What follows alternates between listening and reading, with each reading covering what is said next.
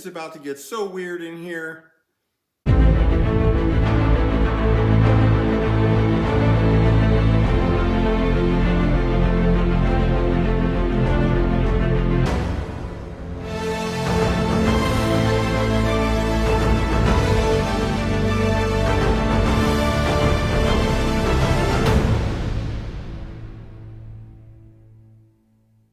Hey Flosstube, this is Matt, Stitcher Moose, and you have found the channel that I use to share my absolute, ever more unhinged obsession with cross-stitching.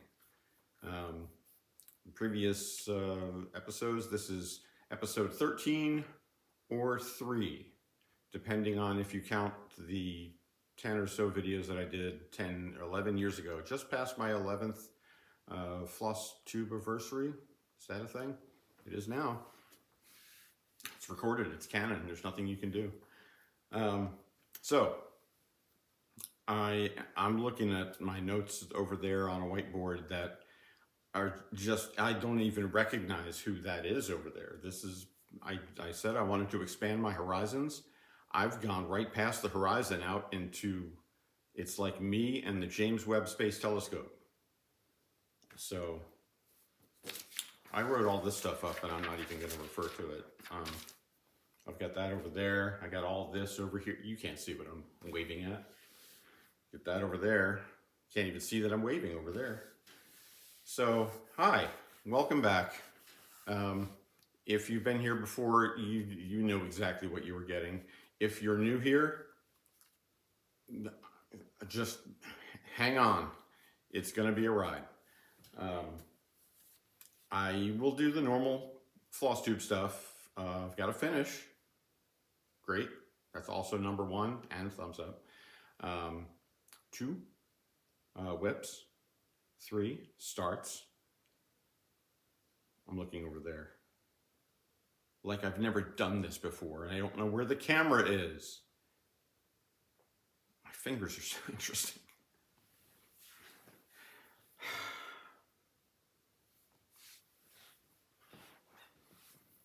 By like episode 50 or 60, I'll have all this figured out. The audio, the lighting, you should see what's going on over there. Well, you can. It's a ring light with gauze. My neighbors, God knows what they think's going on in here. Anyway, a finish, whips, starts, plans. Oh, God, plans within plans. It's so, I just want to stitch everything. And I know that's, you know, who amongst us hasn't said that? Holy moly. Yeah, so an ongoing theme will be the constant tension in me now between wanting to stitch all the things, wanting to stitch on each thing, but also wanting to finish something. So I think I've got a strategy that will handle that, but we'll see. So it's my re-entry into the cross-stitching community world, giant rabbit hole, has taken me to some weird places. Weird for me, who has only ever been basically a monogamous stitcher. Maybe you could consider at the very most 3 whips on the go, but it's not like that anymore. Now, it's nothing like 40. Like, I can fit them all almost. If I took them off their Q-snaps or frames or whatever, I could fit them all in the moose box over there. Hold on, I'll be right back.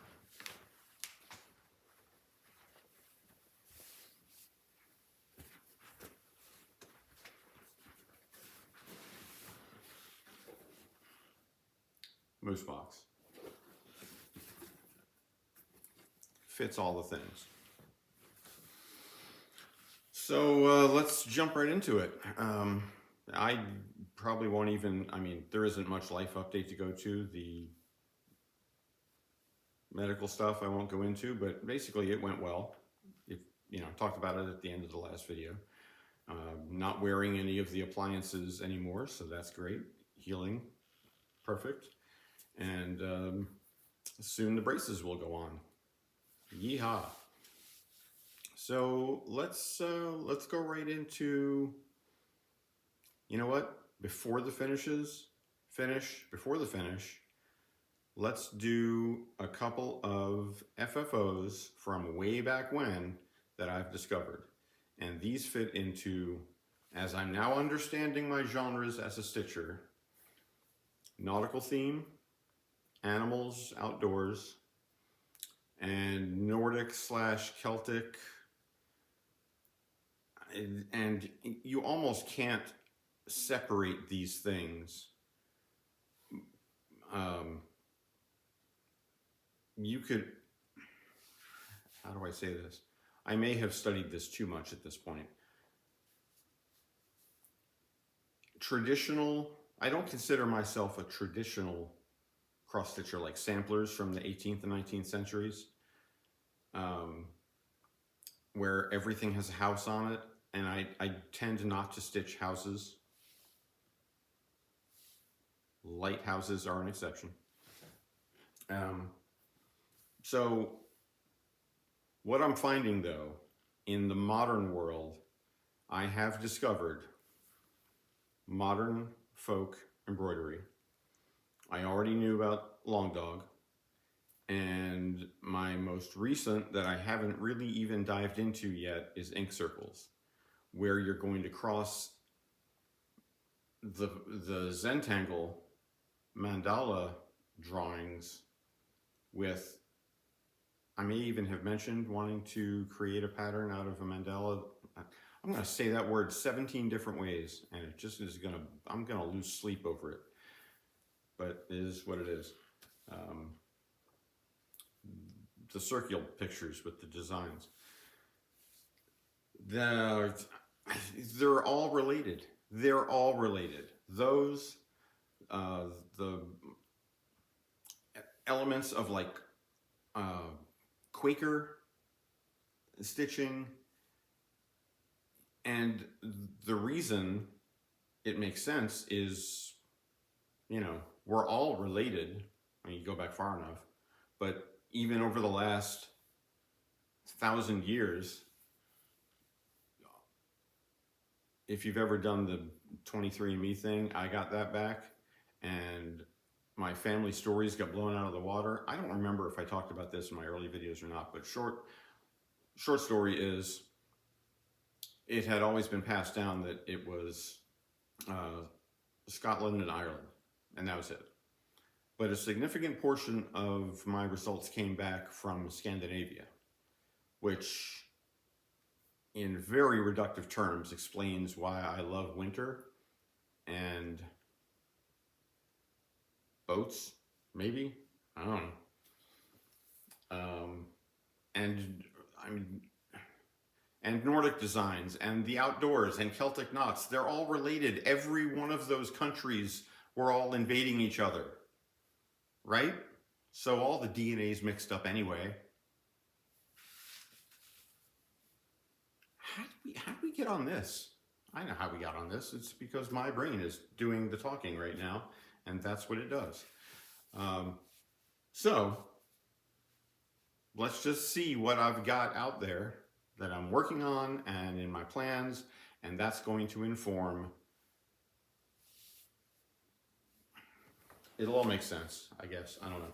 Anyway, let's look at these. Fully finished. No. Finished, not fully finished.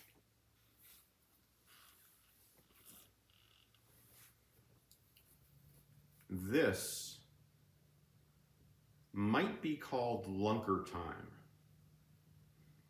and I will let you solve the puzzle as to why I think this is called Lunker Time. There's a fisherman in it, in a little boat. There's some sailboats, and the color dynamics are just going crazy. That's better. That's more like the khaki that it looks like 5. It's getting really warm when I go back like this. So anyway, yeah, nautical themes. I was much closer to having been in the Navy when I stitched this and did not need the decoder to know what all the flags were. It's been long enough now that I did need to decode it. So that's that one. I don't know what this is stitched on. It looks to me, well, I can say that I finished it in June of 2009, because that's just stitched right there. And I know it was me because those are my initials.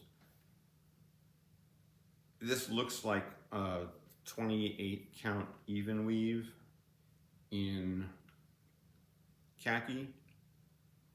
It looks exactly like my old Navy uniforms. So, yeah, that's that. Now here, you're going to notice a theme. We're going to try to do this without glare. This is under glass. And out. Okay. All right. You're seeing the Roku TV in there. You're seeing the ring light. You're probably seeing my neighbors. What are they up to? Yeah. So this is, you're reading it forwards, but this is the various C's and an anchor and some lines. I think we say high C's at the top there. And the, okay, if you really want, this is a double feature puzzle. You can scroll back a little bit to the previous FO, and that will help you decode what this fully finished object says in the letters at the top. And it's nothing, where are you? It's nothing terrible, don't worry. This is the TJ. I know it needs ironing. Should I do the camera on the other side? I had it over there and it didn't seem like it worked as well in the last video. Let me know. I'm open to suggestions. I want this to be readable? No. I mean, yes, but also watchable. That's the word I'm looking for. Readable, but in moving pictures. So I cannot live without books. That's true enough. And this is the Thomas Jefferson quote. I'm trying to square it up. And this is a finish from last time. I had to do 3 of these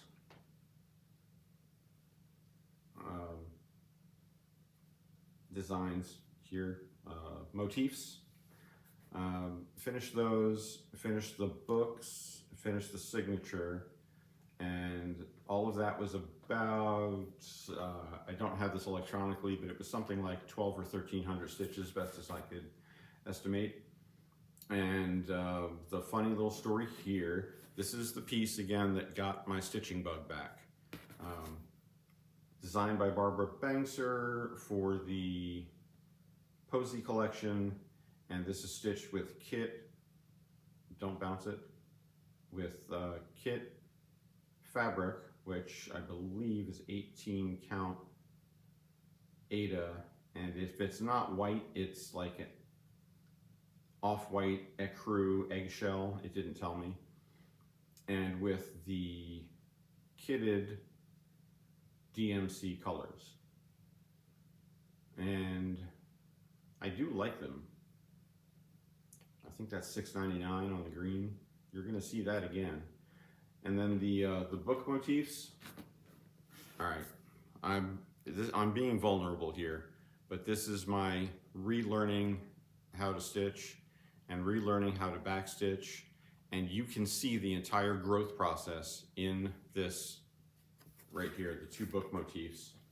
Let's see how well you can look. Okay, if you're looking at that one, it is, let's straighten that up a little bit. So that looks terrible. And here's what happened. I started a backstitch and I started doing it one stitch at a time.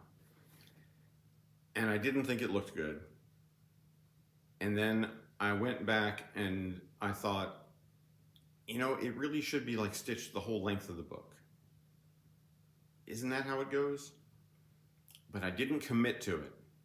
And what it ended up being is a hideous mix of the two, where it is neither by the stitch, nor it looks like, I don't know, it looks like somebody took an axe handle to the books. I learned a little bit, and that one is much better.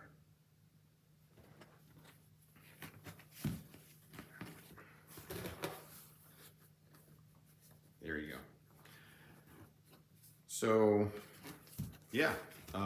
Did I finish talking about that? Yeah, I did. Oh, the other thing I wanted to mention, and I think I had mentioned this before, those motifs, which, if I remember the description properly, it comes from a fence that is installed somewhere at Monticello. That was a gift to Thomas Jefferson from China, maybe? Some other country. And stitching those, I'm gonna have to look that up again, because stitching those reminded me of how I wanted to, before my hiatus of 8 or 9 years, that I wanted to stitch, everybody was stitching Death by Cross Stitch by Long Dog Samplers way back when, and I wanted to, I never did. I got a piece of 32 count linen, but never even took it out of the package. I have now, and I'll tell you why later. Okay, so that's FFO, FO from a long time ago, FO from now. Now on to the whips. I have had no project bags.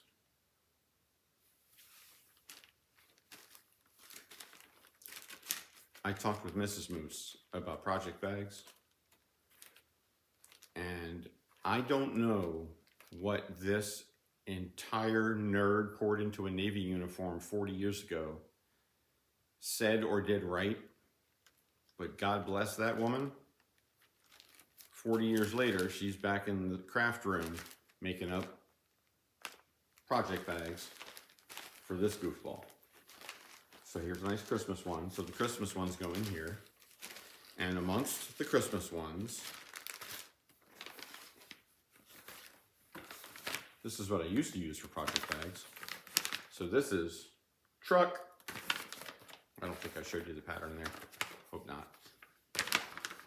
I'll pixelate it if I did. So here is, I'm sure I'm showing you what it looked like before, and I'm not going to say that every time. You're just going to see them appear. We all know. You're going to see what it looks like before, you're going to see what it's going to look like, and then I'm going to show you the live version, right side up, of what it looks like now. And controlled chaos over here.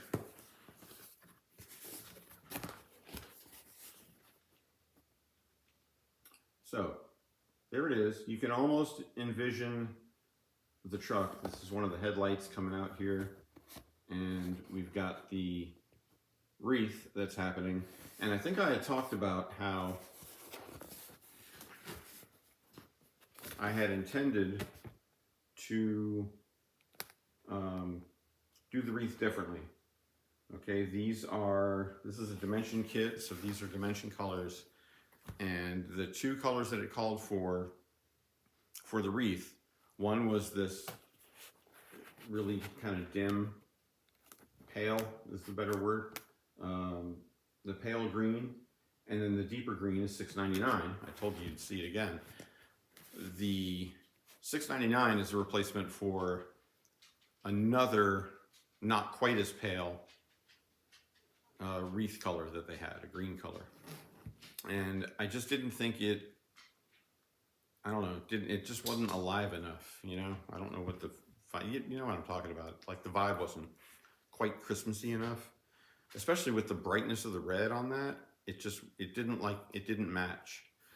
So Um, each of these projects is like a little piece of me letting go of, and I don't know if this came from the military or what, but I very much used to be, if it was a kit, used what was in the kit. If it was a pattern and it called for whatever it called for, use that. And I never strayed from it as far as I remember. And we got to be more flexible than that. So this is me letting myself be flexible and choose a different color. It's my kit and I want to do it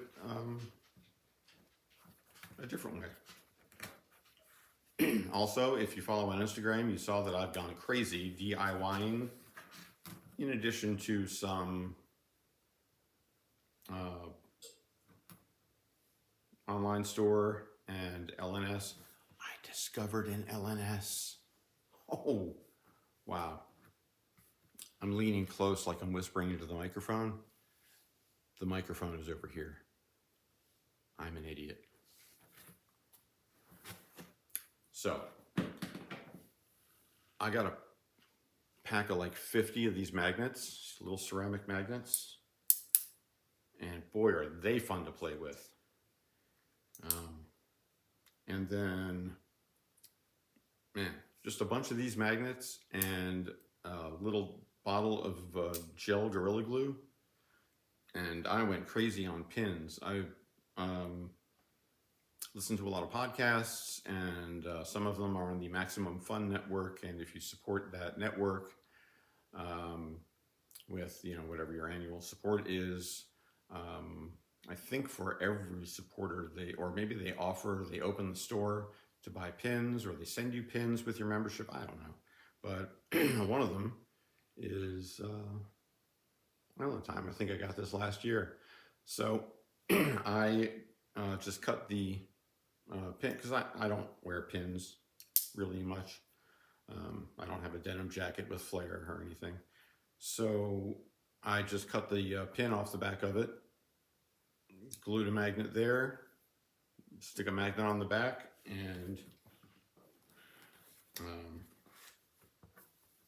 there you go. So I made like 12. All right, that's truck. Did I talk about truck? Dimensions kit of 14 count Aida, I believe so. And kitted floss except for $6.99 for a deeper green, a deeper green.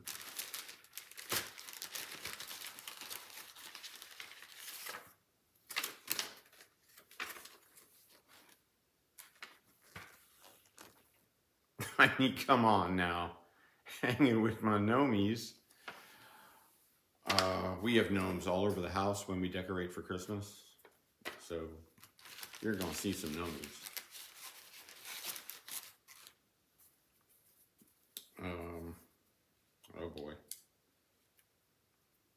Pardon my floss. It's in progress. I'll tuck it behind. There we go. I'll try to tuck it behind.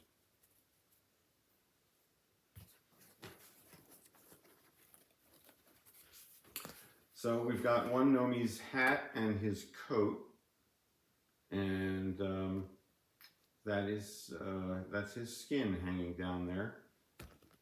That's kind of a gross way to say that, but here we are. And there's a squirrel.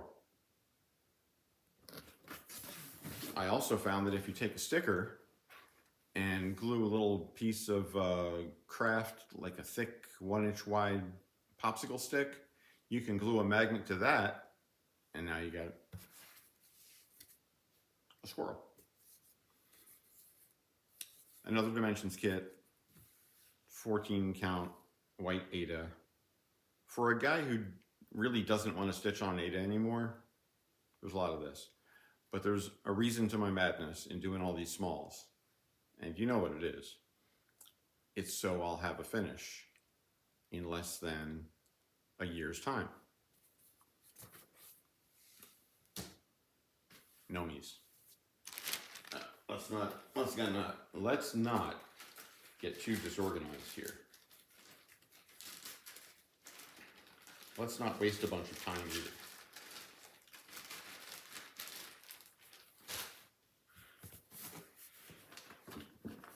All right. Truck and Gnomies go back in the Christmas bag. So since Mrs. Moose was making project bags and we're going through Hobby Lobby, and they have fabric at Hobby Lobby, and I saw this fabric.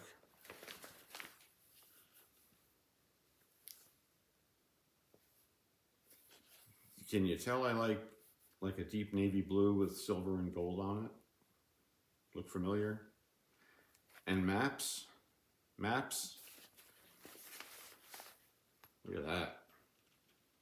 I'm way over here now. So that fabric is pretty cool. I haven't even really deciphered yet. I believe it is, I think everything's in French there. C'est la langue de la belle France. I don't know how accurate that was. 7 years of French were a long time ago. So this is Moose. Moose is not entirely onto floss drops yet. But Moose is from the Happy Mail I got from Megan of now her channel is Floss and Found with her cousin Sunshine. Hello ladies. So this is not a kit, it's a booklet, and there is the Moose. Probably more accurately to what I'm stitching is there is the Moose on something, they might have called it charcoal, but I don't see charcoal there. I saw a light blue. Well, guess what I had in my stash?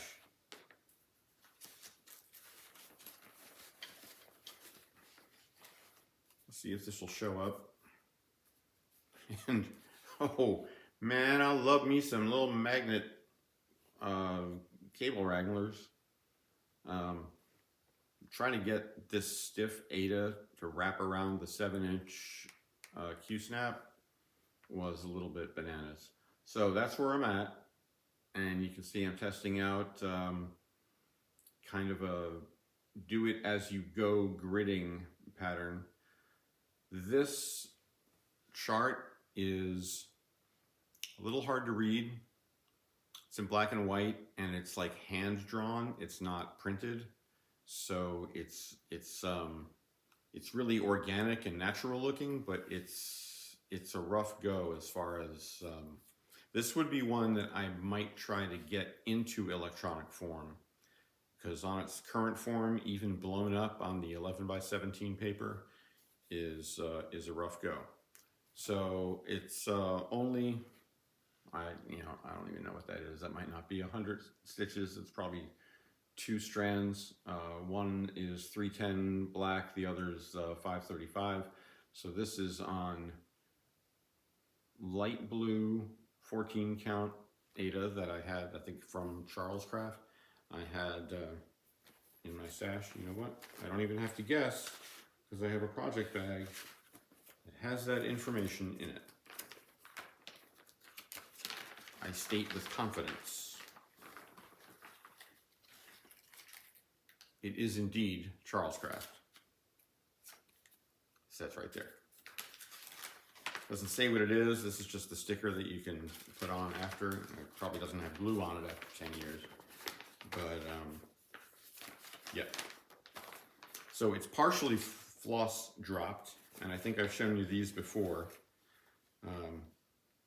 I might have to make more of these because I really do kind of like them. I was a little worried that being wood and lacquered, that might affect the floss, but it has not so far. That may be something I discover. over time, but I do love these things that my father-in-law made in his wood shop. They are out of red oak, and they are really pretty cool. So I put some blue painter's tape down the middle.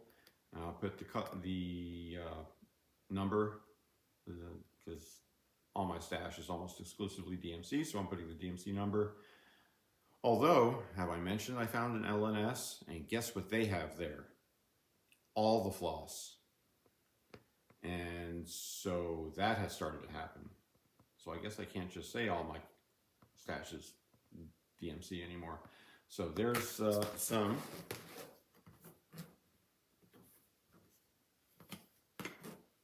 Pardon me while I unwind my floss.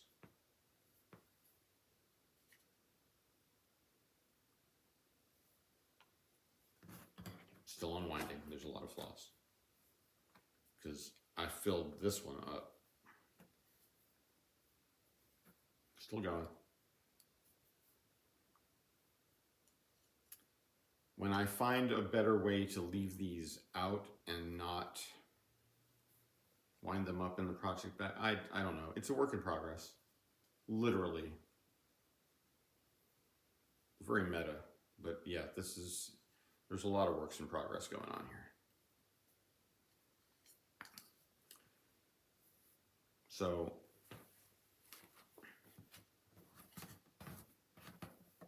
here we go.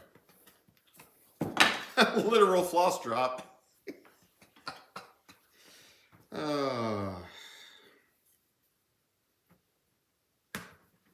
don't know. So here's my floss. Probably not realistic to have them all on these. Maybe I'll just use these for for the special projects or something. I don't know. But that's just so much better than the bobbinated world. Just you get to like play with the floss. And when it's cotton, that feels good. So I had a non-cotton floss experience that I will tell you about. And whew, we did some floss substitutions on that one. Let me tell you. All right, so that's mousse. I've got a lot more. Well, mousse has a lot of colors. And have I talked about this? I will get better at this. Cross My Heart Ink is the company, you've probably already seen this, that produced this. I don't think it specified who the designer was for this actual, but it is the Wilderness Wildlife, copyright 1991, which is longer ago than quite a number of you were born. And I will just say that the diversity of the Flosstube community, including, I think there were like 4 male stitchers back in the day, and not a lot under 30, maybe even under 40. But man, it's everyone has figured out stitching, and that is amazing to see because the community is incredible. So, yeah, that's mousse. Let's move on. What else we got? Oh, loose Gnomies. We've got, that's adorable. Hold on. You'll see what's adorable in a second. Loose Moose.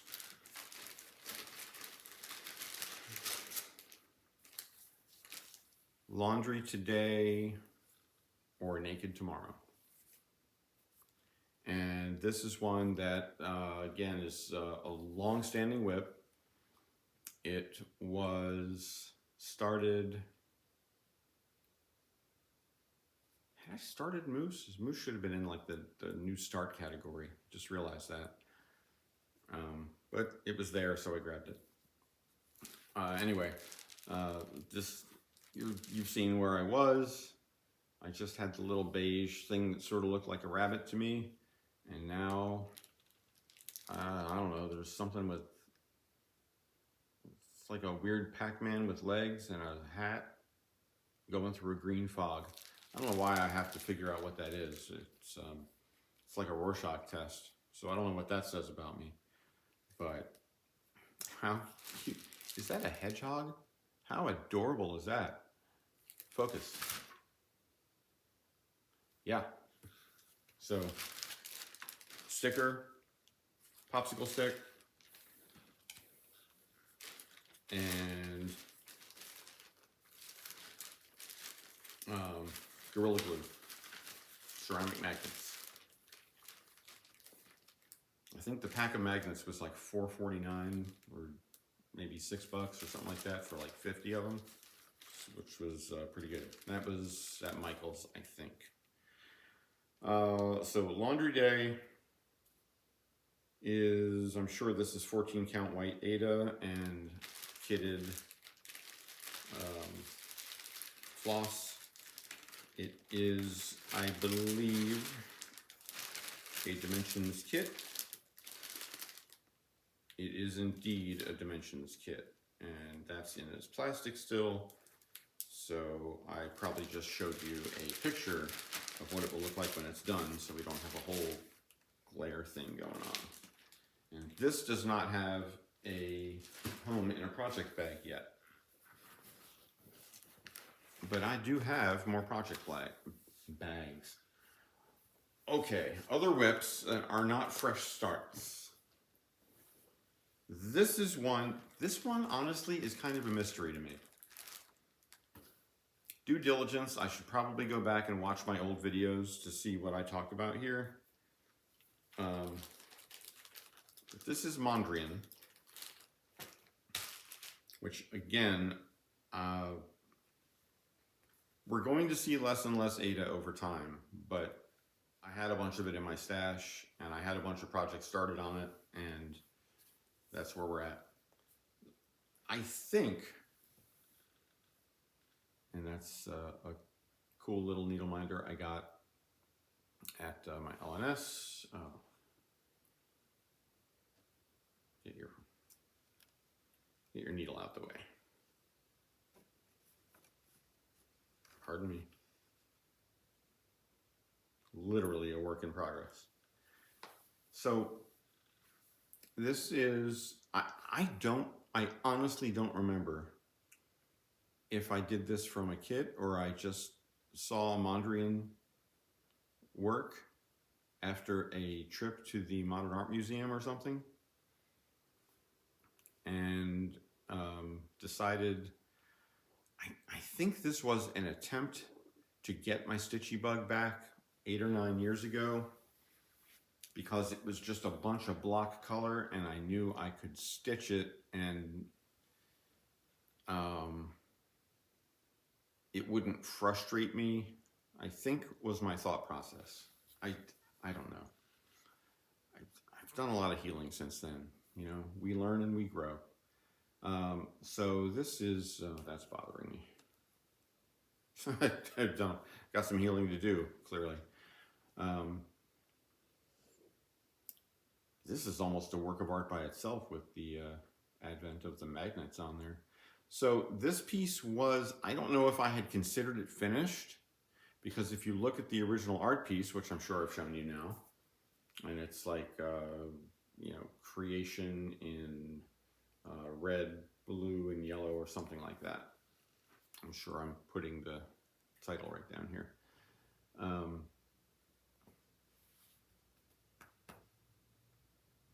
If you look at the original piece, this is white. And since it was on white Aida, I don't know if I got lazy or I lost my stitching bug or I considered it a finish. But when I pulled it back out, I said, no, it's not a finish, because that was not stitched in white. It was just the fabric. Didn't mean to flip you off there. So there were 3 blocks that were white. This one, and then there are 2 others. That's how math works.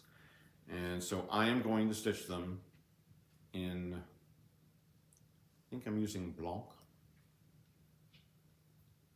from DMC. And God, there's a smudge right there. That is grotesque. This has been around for 10 years. So, you know, it's been all over the place. It's been in and out of pillowcases. It's been on a scroll frame. It's been in a round bamboo hoop. It's now on a legit backside. The jokes write themselves, folks. 12-inch Q-snap. And yeah. What happened there?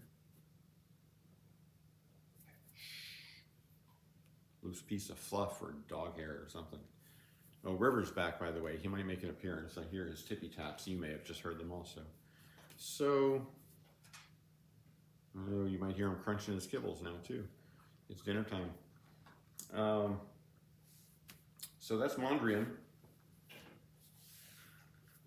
And under the next pillowcase, we have,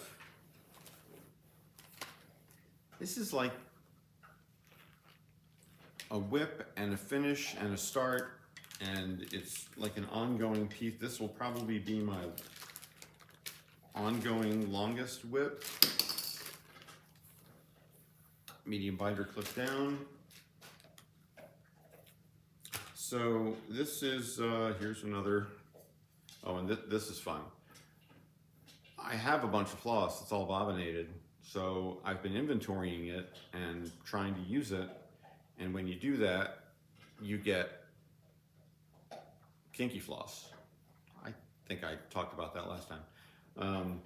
So I have gone back to having a little dish with sponges to dampen, and the cotton floss just straightens out beautifully when I just run a strand over the sponge. I let it dry for about 15 seconds, get it on the needle, good to go. Or if I know I'm going to be stitching a lot of one color, I will stitch up, I'll take a whole strand. I'll take a whole, what's the 6 strands connected called? Anyway, one of those 6 strand things, I'll pull the 6 strands out, I'll run them all through the water, and I'll load 6 needles with it. Because that kind of efficiency, that I've told you that I consider myself a very slow stitcher. And one of the things that I know will make me, I've got the Flosstube camera on itchy nose there. One of the things that will make me more efficient is if I know I want to stitch, strand will be anywhere between 40 and 50 stitches usually. So if I want to get 300 stitches in, I better load up 6 needles, because if I have to stop and load a needle, that's gonna,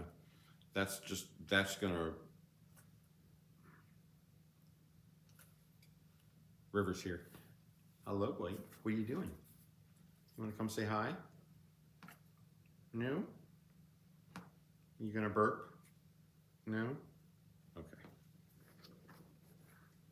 If I didn't have my iPad strapped down, I would move it around and show you, but I don't know. I'll put some pictures in for River, or maybe him running around or some antics like that. So anyway, this is some floss for the actual whip part of the giant blanket that has clips all over it. Because here's the part I'm working on. Again, this is the blanket with 20 of these 7-inch squares that are 14 count. So it will fit 4 of these 43. Where's the booklet? All right, I'll have to dig down to it. Yeah, it's in one of the oops. Nope, don't eat that. Thank you, good boy. So it will fit 4 of these 43 stitch square motifs, animals, from the, I think it's a Stony Creek book. I'll put the correct information up here. And something that I have decided since last time, I think since last time, is, oh, here are the other finished animals, the bear, there's a caribou, I've got an elk going up there, and then the ram. I've got a little bee kit, and that bee is going to fit perfectly in a 40, if I put a 43 stitch square border around it, that will be perfect. So there's a plan and a whip and finishes all in one. And to make this an FFO, it's just, when I'm done, it's actually going to be, what is a whip that's also in use? Because this could be used as a blanket right now, and Mrs. Moose gets cold. Got her electric blanket right back here. That's this. But sometimes you just want another cotton blanket, and this is that. So anyway, this is a functional whip. I'll come up with some interesting acronyms for it. And the other thing I decided is I don't have to stitch 80 of these little squares. I could stitch one big animal or scene or something. So if I can figure out like a 90 by 90, that would fit in one of these. All right. Fuzzbutt is tapping on the door over there, so stand by for a second. Okay, I don't know what animal, something lit up the light in the backyard that it has a motion detector, so he had to go check that out. But guess what else I discovered when I went outside?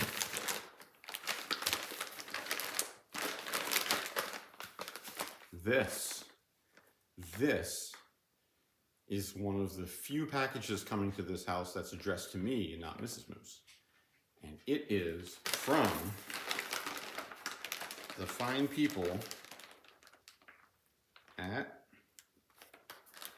I thought I would say it on here and it would be like a fun reveal. Anyway, I'm gonna open it up here in a little bit.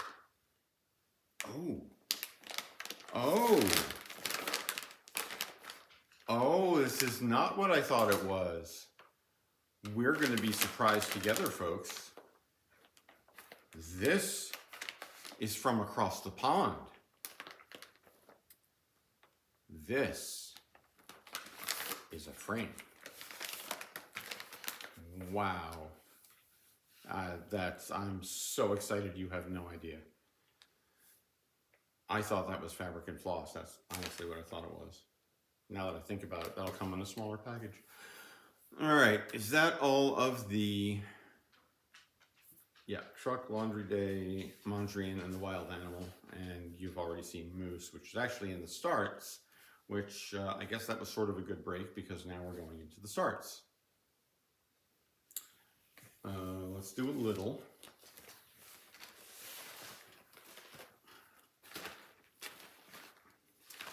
I have more of these than I thought I did.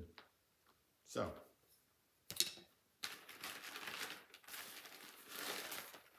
Mushroom bag.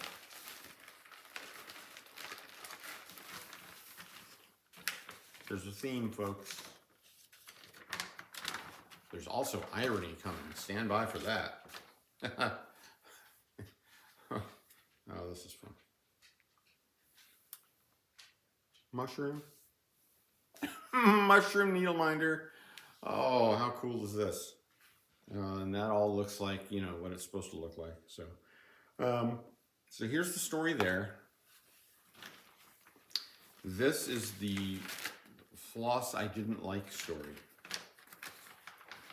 And I'm going to show you this like live.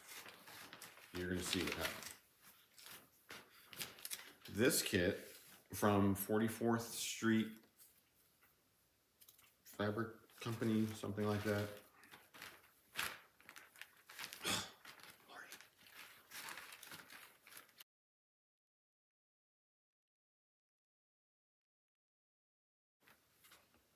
44th Street Needle Company. So yeah, it's this kit, which was just, you know, on a shelf at Hobby Lobby, I'm sure. And it came with 14 count white Aida, of course. And it came with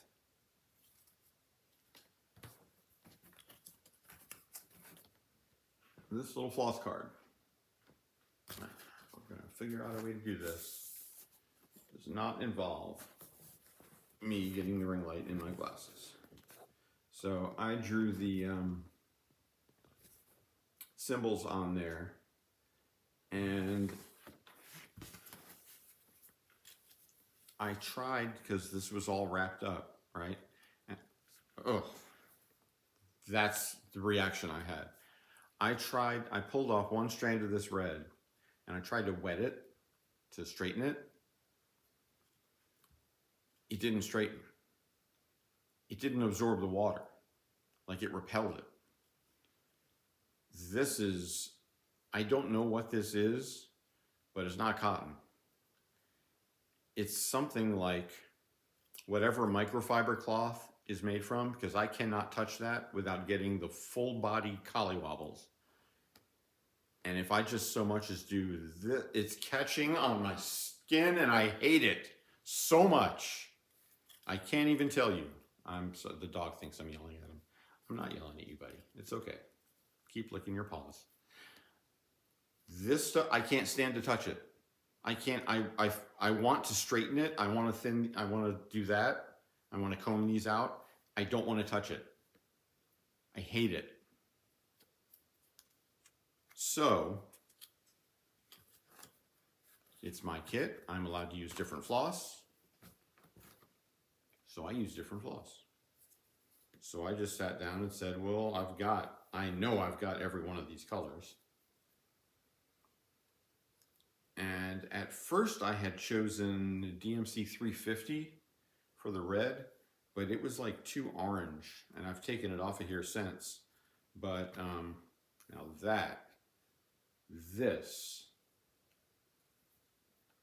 there's a reason that's up there. This is floss that you can comb. I mean, I want to braid this.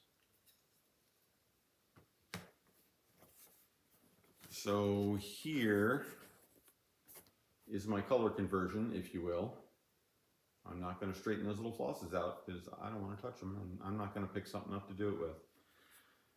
I'm covering up the numbers, but there's my numbers. And yeah, the 350 was too orange. So I got, I think this is 304, a little deeper, almost a Christmassy red. So, and then the one that I did not convert is the white, and I think I'm going to use B5200 for that because it's like super bright, and I'm going to use that for the white dots on the cap of the mushroom. So that's my full floss conversion story. Every one of these projects is like a little bit of growth in my stitchy journey. I hope it's at least mildly entertaining. I touched it again. No, ew. And yet I'm not throwing it away because it's like I want it to live in its shame. Ugh. Ugh. I am not making that up. That was a whole body chill from touching that floss. Neurodivergence manifests in many ways, and that is one of them. Okay, this one we've talked about. So, these. My offense if anyone is named Louise. I wasn't talking at you. To you. I wasn't talking at you either.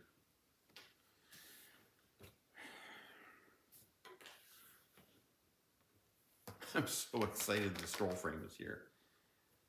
Because I tried to use my scroll frame. Did I show you how badly that thing bowed? I mean, it was like 12 bucks at, you know, Michael's or something. 12 years ago, 11 years ago, whenever I bought it. All right, frog. That's the frog. He goes on the back of the project. All right. Hanging with my Gnomies was a start too. So it was not actually a whip from before. So that would have been obvious because when I showed you where I was on those projects before this video, it was just nothing. You already knew that. What is that?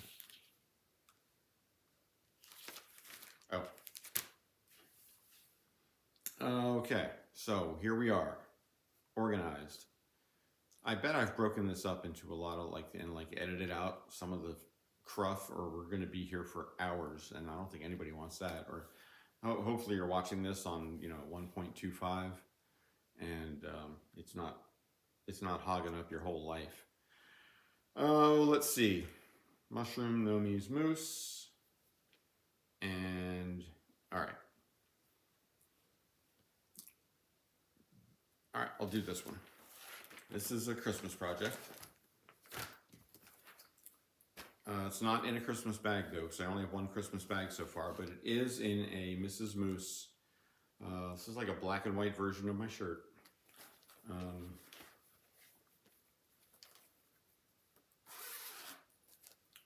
Pardon my zipping. I don't show the pattern.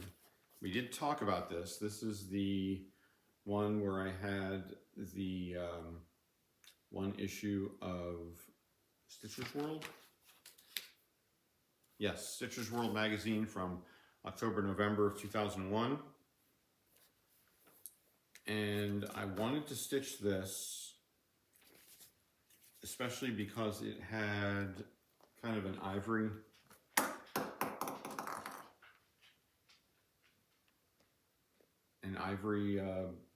bit of fabric there. The example stitched on 28 count sandstone silk / linen from Wickelt. Don't eat that. No. River's here. I'm sorry, buddy. We can't eat the things that are under the couch. So here's another floss conversion, just one color.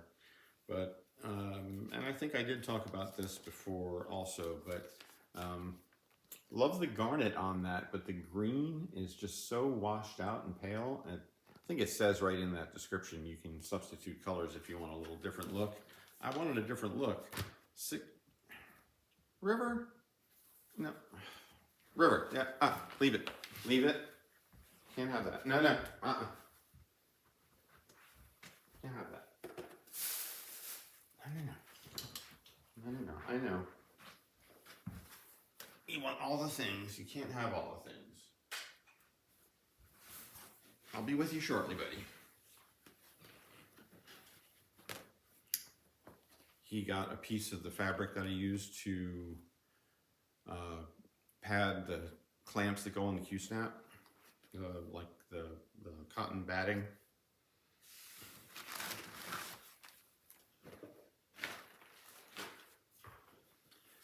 So, let's not drop that again. Let's get the magazine back in here. So this is Noel, and I did start it, and it is on, I had a 28 count even weave in ivory, and I thought that would be, it's not quite as brown as the as what you got for the sample there, but yeah, I mean, you can tell it's not white exactly, but, and look here, Santa, I made another pin into a needle minder, and there's me experimenting with on the fly grid marking. So yeah, this is a start, and plus that and that and that. So this might be 150 stitches in. It's not that many, so this could conceivably be a finish for this Christmas. It called for DMC 3363, 3362 in dark sage, and I didn't like that, so I substituted $6.99. I'll go into this little interesting experiment.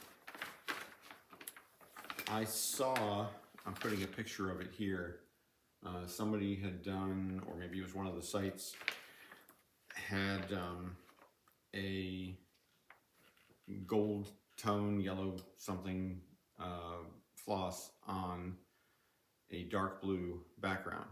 And it was one of the modern folk embroidery smalls, kind of a small design. And I loved the look of it. And I also had in the back of my mind, well, I've had a piece of 32 count linen, and I hadn't stitched on that. Maybe I'm doing this in the wrong order. So pause that thought, we're gonna go back.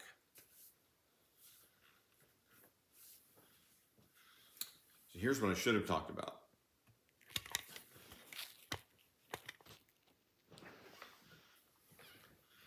Here's what I should have talked about. I don't know when my camera maladjusted. I have, there was a lot of this fabric, so I have another project bag made out of the French map of the old world. The old world, Spain, the Mediterranean, France, Europe.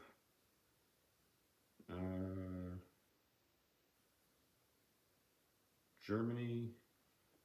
It might show the land bridge in existence over to from France to Britain. So I don't know what's going on there. I do love a map though.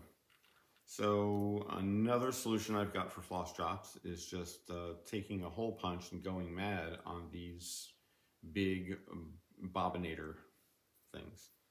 And then it does have the handy little hole at the top, and you put that on the metal rings, and boom, you got floss drops. But there's not a whole lot of colors involved in this. This is, all right, so here's the story.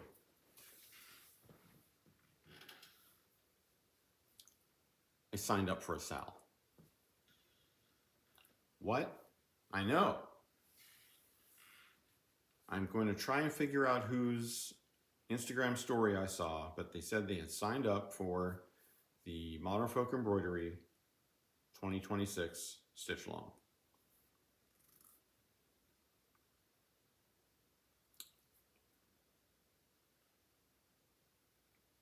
I set a land speed record signing up for the 2026 SAL, the Modern Folk Embroidery. And I loved it so much, I looked at Jacob's recommendation for the fabric and the floss, and I set another land speed record going to the Evertote site to order.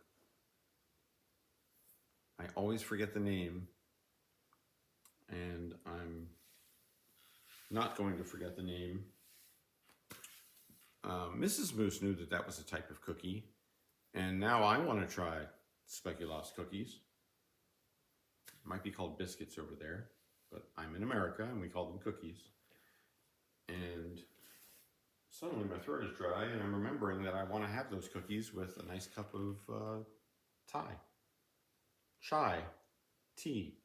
My brain just conflated those two words.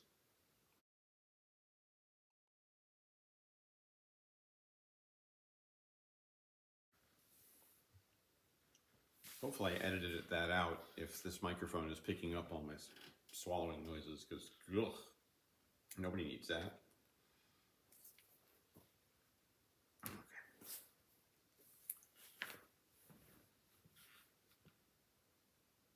The recommended fabric, the speculoos, I got in 32 count linen, because I think that's what the example was stitched on. And the Falu red Roxy Floss Company. Floss. 3 things I've never done. Climbed Mount Everest, signed up for a stitch along, stitched on linen. I can knock out 2 of those 3 at least in 2026. But before the beautiful fabric and floss arrived, and I've already got the pattern because it's a PDF download, and there's another story, Markup RXP.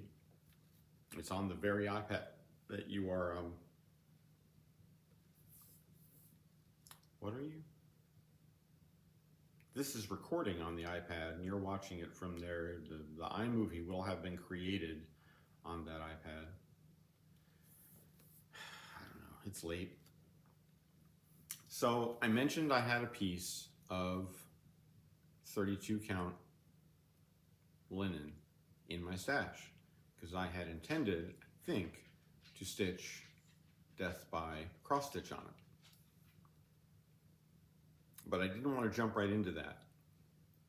But I did want to try and stitch something significant on a piece of linen just to make sure I could do it, because these are not functioning like they used to. And way back when, I think even to do the 28 count even weave, I had a set of like 2.5s, which I considered to be telescopes back then. So my standard stitching glasses are now 3.0s. And I thought I could get like some kind of a magnifier, try that out. But the proprietor of the LNS that I discovered said, you can get 4.5s. Really? So I got some of them. And I went to the Modern Folk Embroidery site. Have I mentioned that I like dragons? Well, guess what there is on that site? Dragons. And Latin. So there's this. Really hope I put the picture up there so I don't look completely ridiculous. And here is my progress on Here There Be Dragons.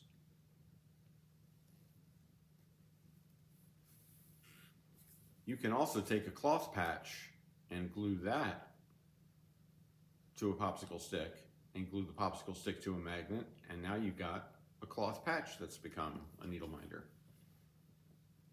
So here, linen is wild. I mean, look at the slubs on this thing. So the stitches are going to be a little bit all over the place, but I discovered maybe rediscovered, I don't think I ever knew this, but maybe I did. You want your 2/2, you want or anything over 2, you want your stitches to be leaning against the tree. So that is a great way and an easy way, if you can see the holes in the fabric and which way the warp and the weft are going, to tell if you're in the right hole. So that's worked out really well. I don't think I've missed any, but I mean, the first time, I mean, I hadn't stitched over 2, maybe, I guess that one on the even weave was, but that's 10 years. I've forgotten I had even done that project. So does anybody else's brain, the first time you go to stitch over 2, you know, the first 50 stitches, every stitch, my brain's going, you missed one. Dude, you missed enough. What are you doing? You keep missing. You're missing the holes. After like 50 stitches, it stopped saying that. And then it started saying, okay, are you sure that was 2? You're sure that one was 2? You might have done 3. You didn't do 1, but maybe you did. But if your brain and your eyeballs can vibe with the tree that you're leaning against in each correctly stitched hole, that keeps you straight. But man, sometimes with the slubs, you gotta like, I mean, they're really, I don't know if every piece of linen is like that, but they're really thick, some of them. Am I seeing any? And here's a couple I've had to stitch over that are really wild. So that is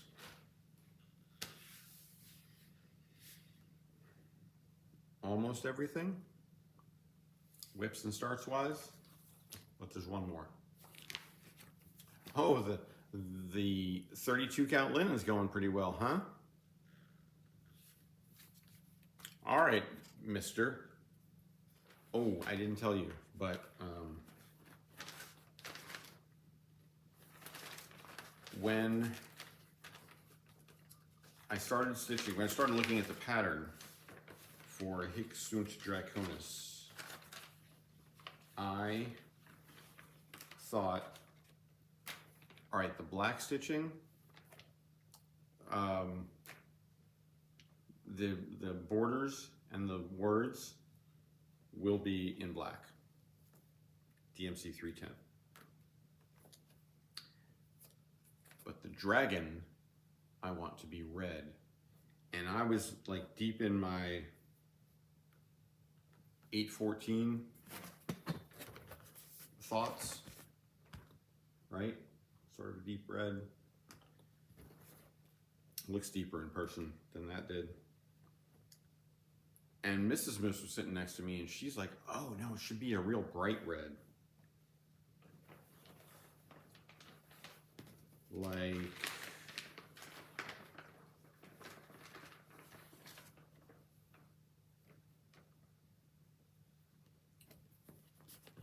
321.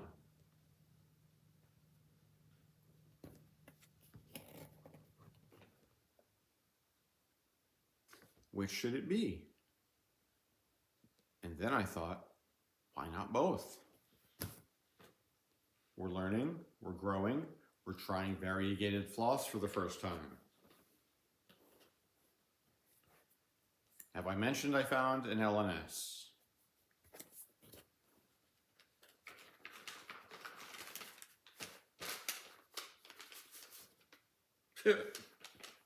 That wasn't red. That was all 310. That's hilarious. I had like 1,000 colors in the bobbinated boxes. I had like 4 strands of 310. It's weird. Okay, so I guess there's just this one. I know I've got others.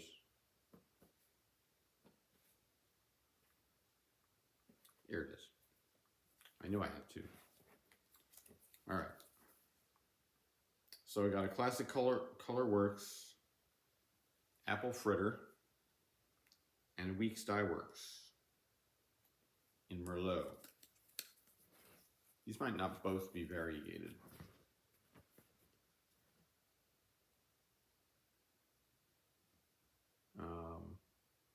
The apple fritter definitely is. So let's get them all up there. I might do a poll on Instagram for this, but you are free to give your opinion.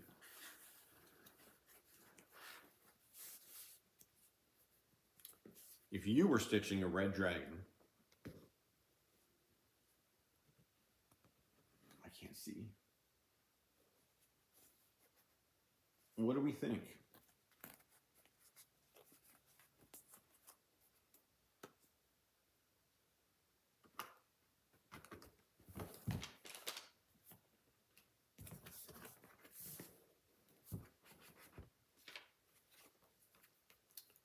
Talk amongst yourselves while I gather all this back up. Goes in the bag.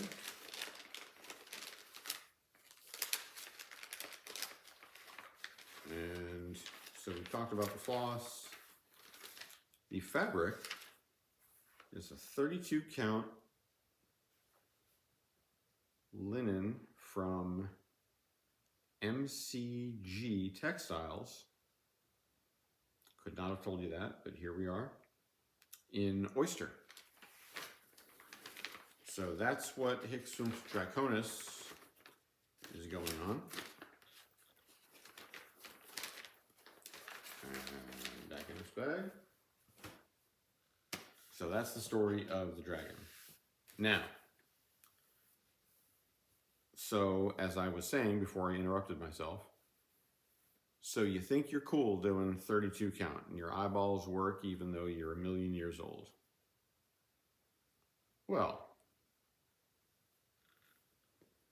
what about 56 count? I hear you ask. You're Mr. Big Talk? Oh, and not just 56 count. Let's try 56 count in a deep navy blue.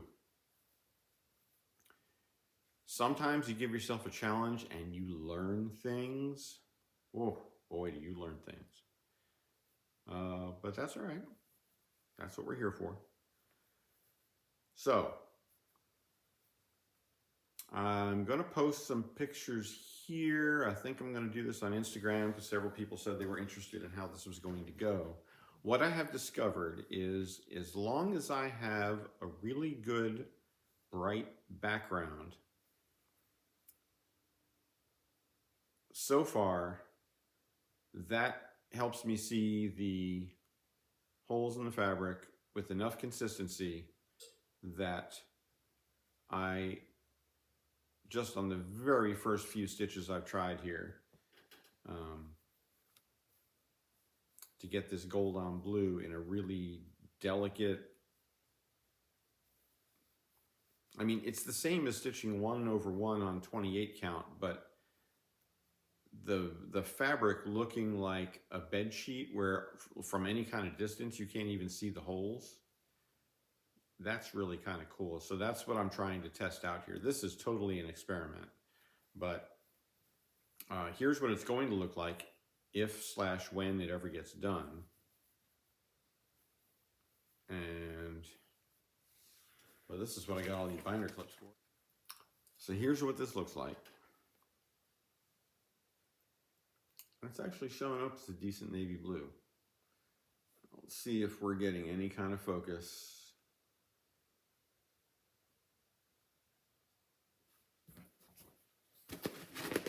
On that.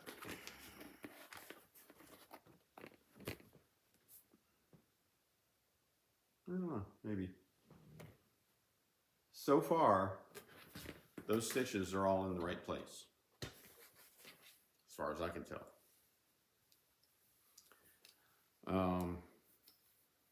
I don't know. I'm gonna figure it out. I just like the idea too much to not try it. Now let's talk about plans. I've mentioned the sow. Wild. Little acorns. Can't wait. It's going to be beautiful. What else have I seen? On the Modern Folk Embroidery site, there was a small free plan called Let's Be Kind. So I've got that. I've got Never Laugh at Live Dragons. Don't know when I'll stitch that, but that's kind of a little one that I want to try out.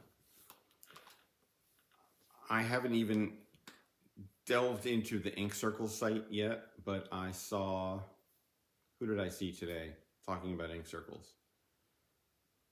I don't remember, but it's going to be shouted out right here and in the down belows.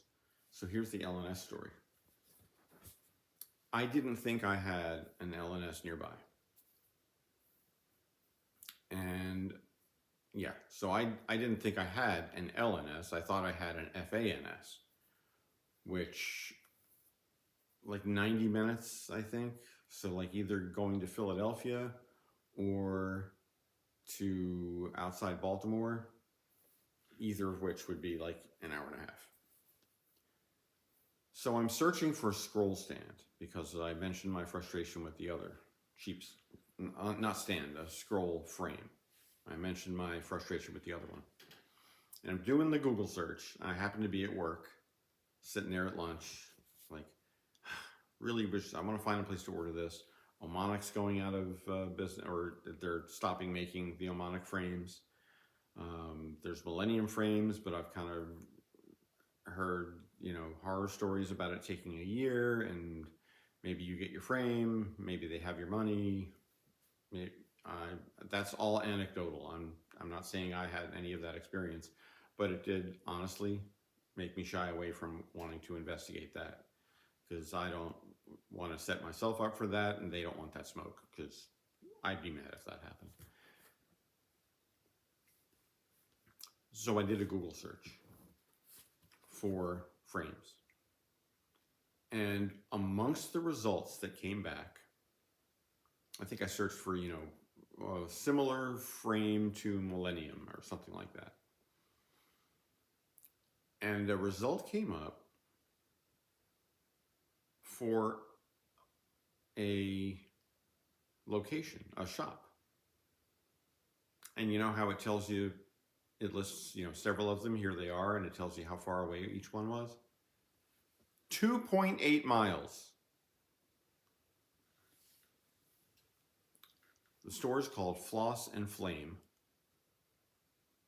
I didn't even know why. I just saw that there was a picture and it showed a wall of floss, and I went. And that's where I spent the rest of that lunch hour. And I walked in there. I could see through the door a wall of patterns and a wall of floss. And I walked in like the Vince McMahon meme. Like, hello, I found you. Sit back, your retirement plan has arrived. Have I mentioned I like dragons, fantasy, sci-fi, The Hobbit, red dragons, gold dragons, was playing Dungeons and Dragons before the books even existed. Love me some dragons. And dragon adjacent mythical figures.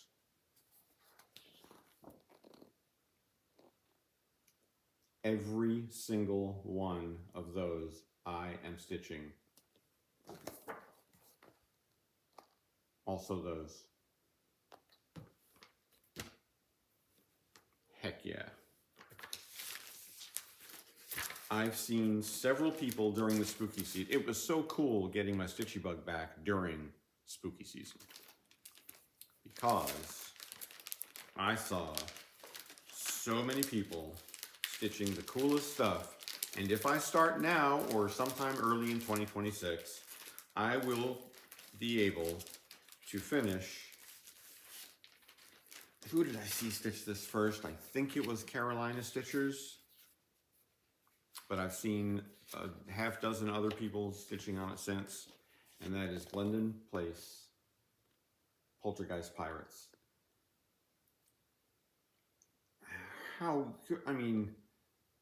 Nautical theme, yeah, but also, come on. The embellishments, the little skull buttons, the moon in the sky.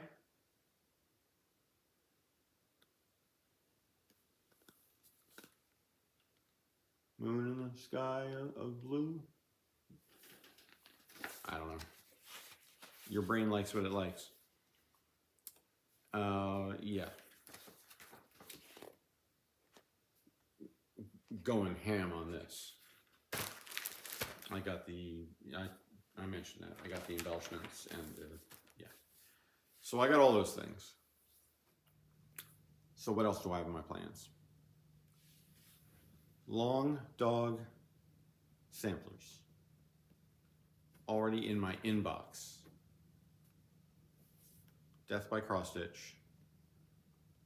Castles in the Air. Just sublime. I can't even tell you how, just like the fundamental ache I feel inside to stitch these things.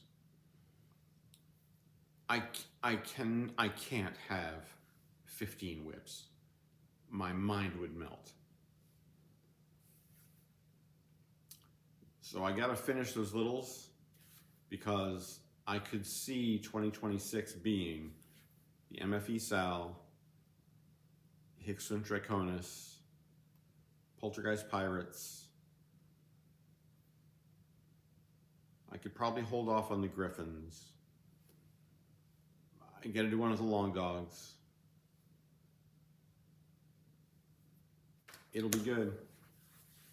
I'm having so much fun, and it is a wild ride, and I still feel like it's a bit of organized chaos. Let's talk about side quests. I don't have a particular side quest for this episode. What would you like to hear me go on a deep dive about, if anything? Could be, I don't know, going down rabbit holes of music, or the physics of silastic polymers, or the history of. At some point, I'm going to go into whatever this relationship is between all the different types of samplers that are like calling to my brain. That chai is so good.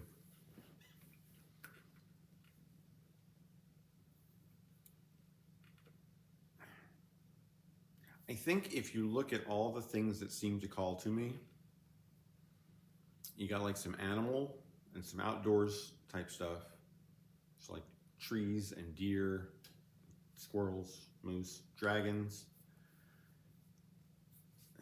The intricate nature of like Celtic knots and Nordic type patterns, and just the things that, like, if you could distill like Celtic music,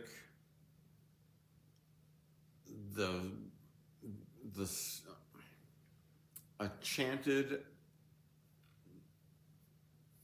epic saga poem of, from Scandinavia somewhere, and the Darth Vader theme. That's what I hear when I look at a bunch of these different type patterns. I'm probably putting up examples of what I'm talking about here. And what is it all calling to? I think the kids would say it's giving medieval tapestry. That, I think, is what it comes down to. I don't know how far back stitching goes, so I can already tell this is going to be a side quest that I will go on. But what else would you like to hear me not rant about, but ramble about? I probably need to do an updated Know Your Needleworker tab. I think that's what we used to call it way back when. Tag? It's time to wrap this up. I'm tired. But yeah, this is all very exciting. It honestly is. I'm having the best time, and I love having this community to talk to about it, because yeah, I haven't met anybody yet.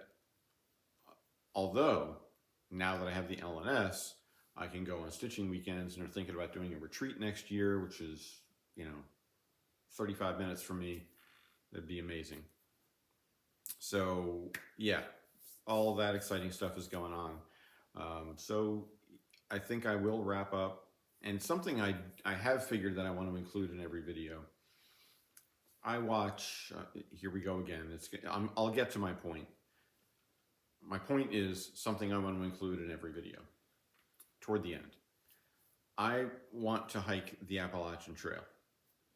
And I've watched a lot of through hikers, as it's called, if you hike through in some form or fashion from Georgia to Maine or Maine to Georgia. But a lot of those hikers did either a summary, like hour and a half recap of their hike. Some did weekly updates, some did daily updates. And I watched a lot of that. This year just kind of got back into that. As I'm sneaking up on within, I feel like the next 10 years I'm going to be at a spot where I can do that hike. And a lot of those creators, hikers, posters, whatever, will include something like,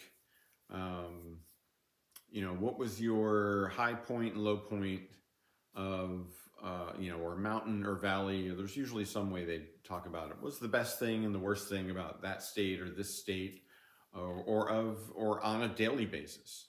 What was the best thing that happened today? What was the worst thing that happened? Something good, something bad. And I thought, well, I could do that for each of these videos, but I almost don't want to include something bad because honestly, there's just a lot going on right now. So I'm just going to include relating to or inspired by another one of my favorite podcasts, and that is called Wonderful. Griffin McElroy and Rachel McElroy, husband and wife, they just talk about something wonderful that is going on in their lives or that they're interested in or something they think is cool. So I'm just going to include something wonderful at the end of each of my videos. And I hope it's just, I don't know, a little bright spot or something interesting, at least that that I think is wonderful. So my little wonderful thing for today is songs. Might not even be songs. It might be looking at art. It might be the sound of your baby's laughter. Something that just legitimately gives you goosebumps. For me, it's a lot of music. The genre is all over the place. I have a playlist called Goosebumps Bangers, as in club bangers. And I don't know, there's probably 20 songs on there. And it's just one of those things where you might have to be in the right mood for it, but you hear this song and at some point something about the harmony or the drop or something about it, the crunchy guitar music, just thinking about that gives me goosebumps. Legitimately. So I hope there's something in your life that does that for you. And if you need a little pick-me-up, just, pick one of those things and get some goosebumps. So that's my wonderful thing. I guess my wonderful thing is goosebumps. That's a weird sentence. So that's all I've got to ramble about for today. Lordy, it was plenty. So I'll have more progress on whips next time, on the starts. All right, that really is all we've got for today. I'm having the most fun. I hope you are too. That's why we're in this hobby. That's why we're in this community. It is wonderful. And I hope you find happiness stitching. Be well, be kind to, whoever you can be, but most especially to yourself. And I will say that, I know there's people going through, some people aren't going through much. Some people are in a good place. Some people are going through some stuff. And here's the thing, this is a really supportive community. And I think that's pretty cool. And if you are struggling with, I don't know, whatever, something that I know is that you are not going through it alone. Not if you are a part of the Flosstube community. Something, I don't know who to attribute this quote to, but something that I heard that I really like is, if you want to go fast, go by yourself. If you want to go far, go together. So if you need to go far from where you're at, just know that you're not alone, and reach out to whoever you want to, stitchy friends, make some new friends, throw a comment, throw a message over on Instagram if you don't want to put it out in public, but you'll find somebody that is ready to at least just listen, talk you through something. Whatever it is, somebody's probably been there before and gotten through it. And you know, if that's out there, use that as a resource. I didn't mean for this to turn into a whole, mental health support sesh at the end of the video, but I have been married to a mental health counselor for the last 36 years, so I guess it rubs off. All right. Yeah. Happy stitching, everybody.